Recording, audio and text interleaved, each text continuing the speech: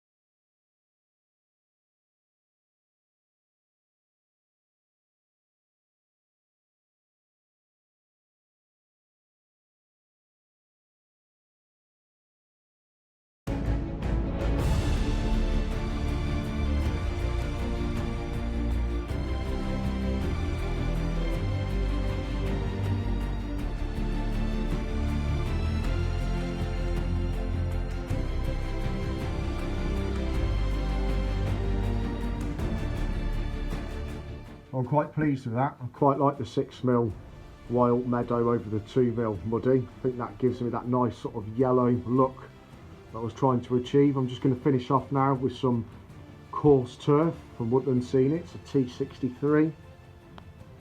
I'll probably use a fine turf of burnt grass, T44 as well. So I'm going to seal this in with layering spray. I'm just going to sprinkle some over the top for now, just to break up that grass on top. As you can see, that's just breaking it up quite nicely. A couple more colours. The burnt grass, a little bit darker. Sits quite nice on top of the long grass as well, as you can see along there.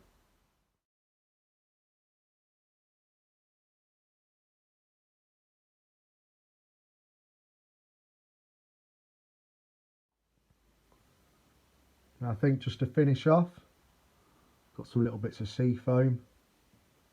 I'm just going to put these on just to break up that uniform of the green. So I'm going to put another little one coming on here, as if it's just some little saplings have had the opportunity to grow out the gaps.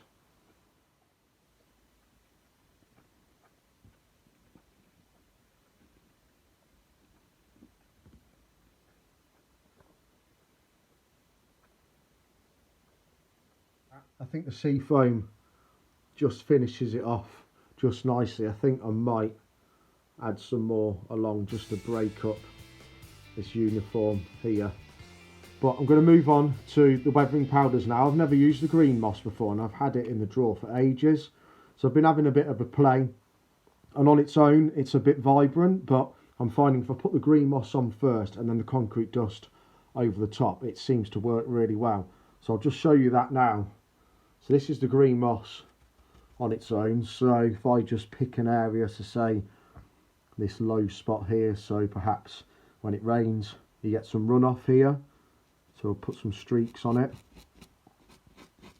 On its own it's definitely a bit too bright for my liking, so I'm streaking it down, and then I'm just streaking from left to right just to blend it out a little bit.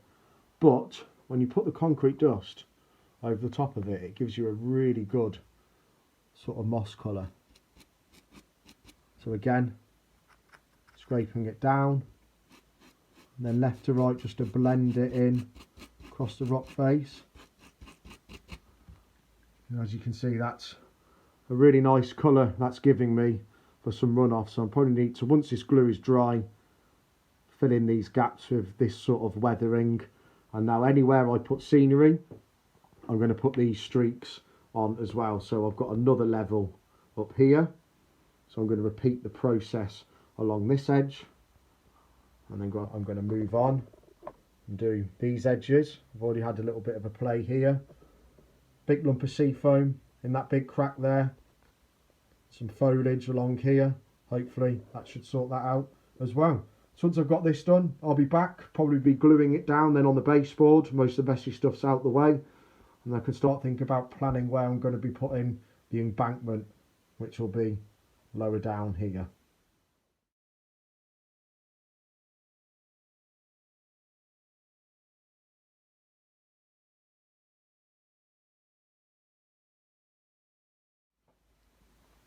Right, so I'm going to have a go now doing some tufts. I've never done this before, so I'm not sure how it's going to go. Whatever the outcome is, I'm still going to share it with you.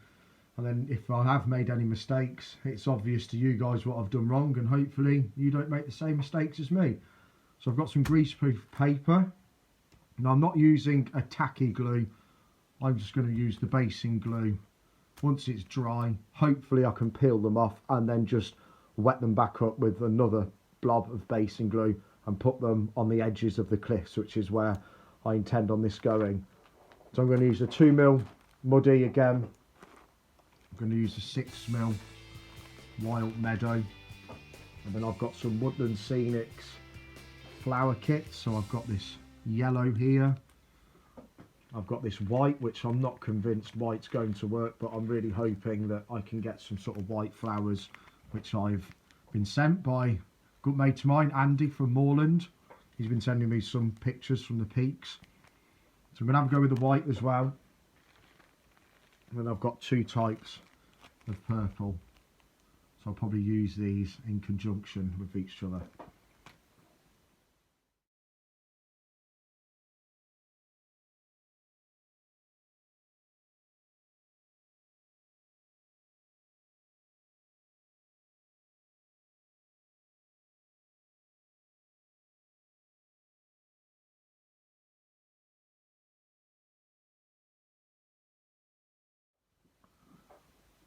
So as you can see from the previous clips, it certainly worked better with the Pro grass box rather than the Detail. I think it just chucks out a little bit more.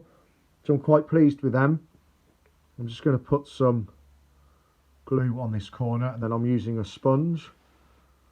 And I'm just going to add some more glue to the top of these now.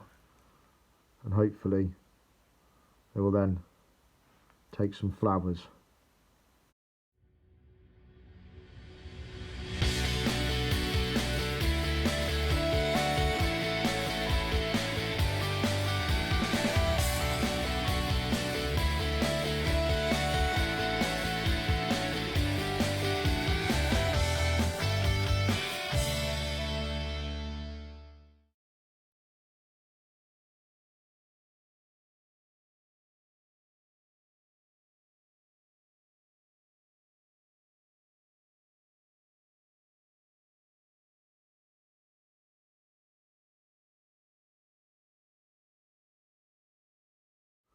They're certainly the sort of flowers that I'm looking at, just sat on the edge, on the ledges, on the edges of the rocks. I just hope now that by using the basing glue I can actually get these off once they're dry. So I'm going to leave these at least 24 hours, or probably 24 hours in the house. Hopefully they should be dry enough that I can then just get a blade underneath them and lift them off. If not, worst case scenario, I might even actually try and cut them out, glue the paper down with them, and then try and disguise the edge of the paper with some scatter. Either way, I feel like they're too good for me now to not use them on the rocks. So it's been 24 hours. My tufts seem to have dried. I'm hoping now that they will just simply peel off. There we go. So I've got the basing glue underneath. And I've done these. I can just stick them on some edges. Rebasing glue them and just catch some of these edges best I can.